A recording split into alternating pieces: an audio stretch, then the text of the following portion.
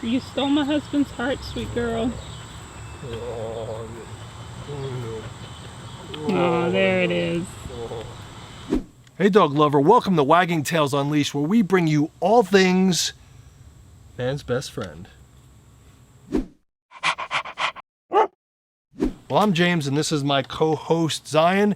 It is a hot and muggy one today, but we're not going to let that stop us from bringing you a great video. All right, so today we're going to talk about shelter dogs. And I guess you could say we're doing a case study on two specific dogs that I checked out recently at a shelter.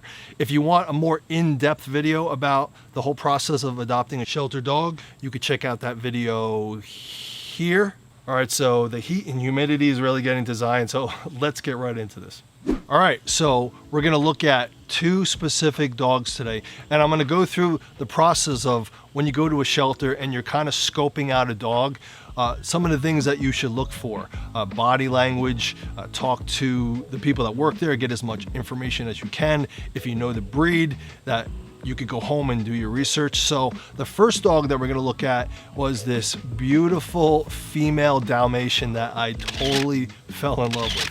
Her name is Raven, and I spent 4 different days where I was practicing my training on her. And the last day I was there, I brought my wife and we got some video. So we're gonna show you the process. Now, in the video, this is the 4th time I've met with her. But basically this dog, right from the beginning, she had the same temperament, the same mannerisms that I saw on day 4. Obviously, on the 4th day, she knew me a little better and she was responding to my training. But what you're gonna see in the video is basically the same things that I saw the first day that I met with her. So with Raven, we had the luxury of knowing the breed. So we could look at some of the basic characteristics and temperaments of a Dalmatian.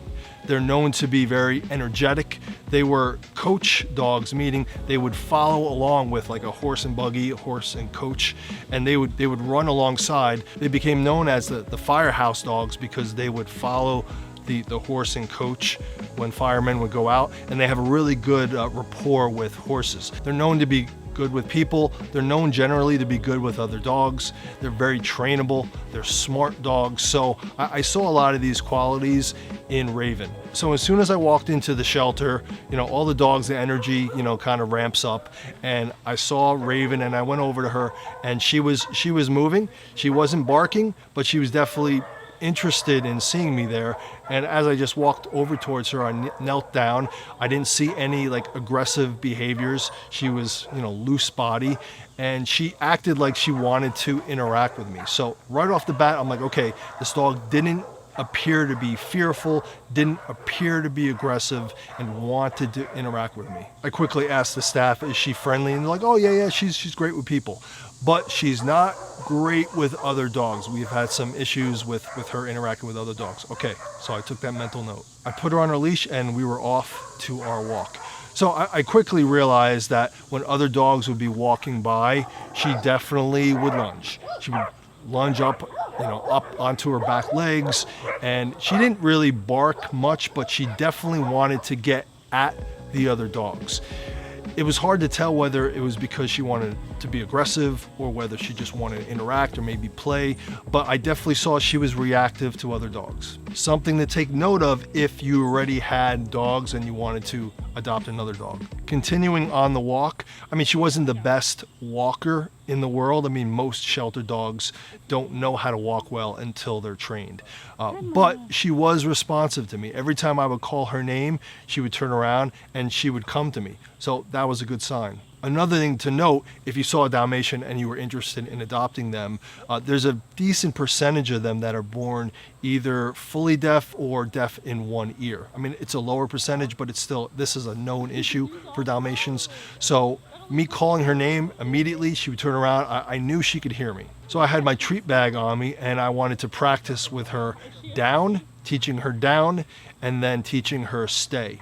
So as soon as I would call her name and she would come over, she already knew sit, but she was very treat motivated, which is good. When you're training dogs, the most important thing is a motivator. So being very treat motivated makes training easier. So as I was going through the steps of teaching down, she was responsive and she was learning pretty quickly. Again, they're known to be smart.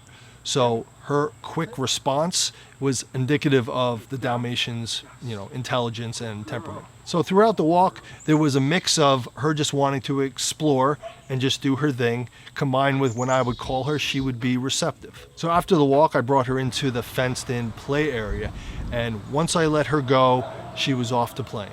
So this is now when you want to observe, are they clingy, or are they very aloof, or do they show like a nice balance? There were some tennis balls and other balls there, so I quickly realized that if I threw a tennis ball, she liked playing catch. So she liked toys, or at least she likes balls. So she was definitely into that interaction. And after I sat with her for a while, I noticed she wasn't clingy. In other words, she wasn't just like glued to me, just wanting attention the whole time.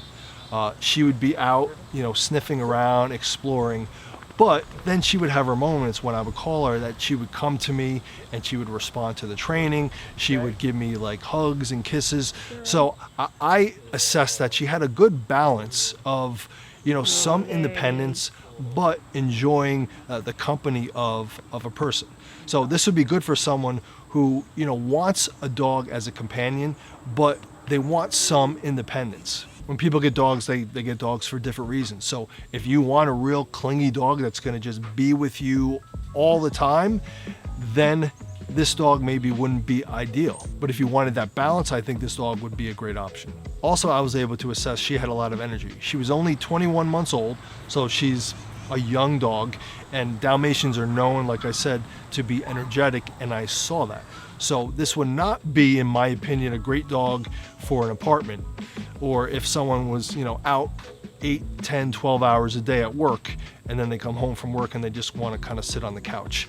This dog would need, I would say, a good sized yard where they could run around, and someone who is a little more active. Dalmatians are known to be good jogging mates.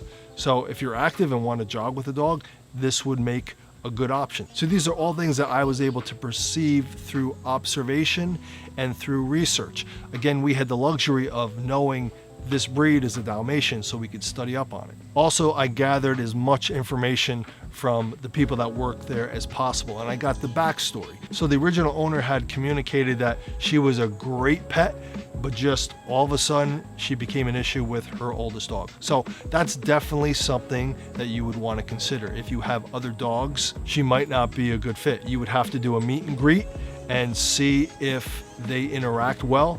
Maybe it's just, certain dogs that Raven didn't like, other dogs she'd be okay with. But again, that would be a consideration. All right, so now let's move on to the second dog. I actually don't know the name of this dog. So my wife was calling her Cinnamon. But this dog was about maybe 3 months old.